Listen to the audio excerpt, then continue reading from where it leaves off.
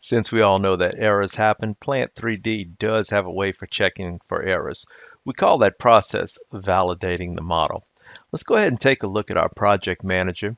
And I've got a master drawing pulled up, but I'm going to go to one of the smaller drawings of just a portion, and I'm going to right click on here, and I'm going to choose validate.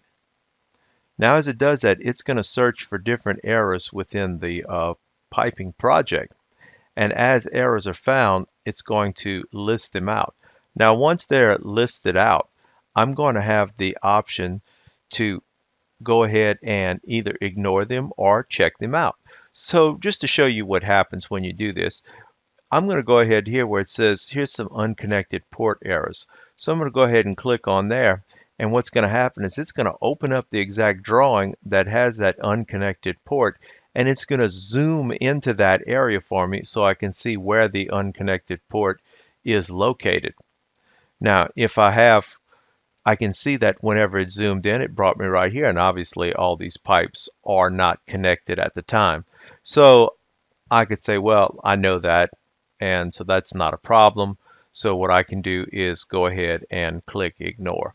So anyone that you click on, you can find out where the error is and check it out.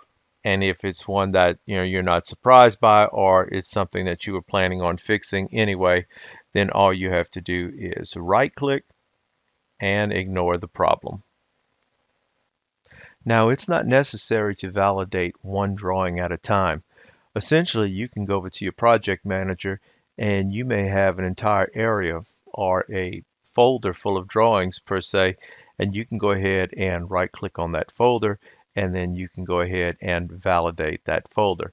Now, just a caveat there is because it is a folder full of drawings, it will probably take you a much longer time to validate all of these depending on the number of errors and how many drawings that you have in the folder.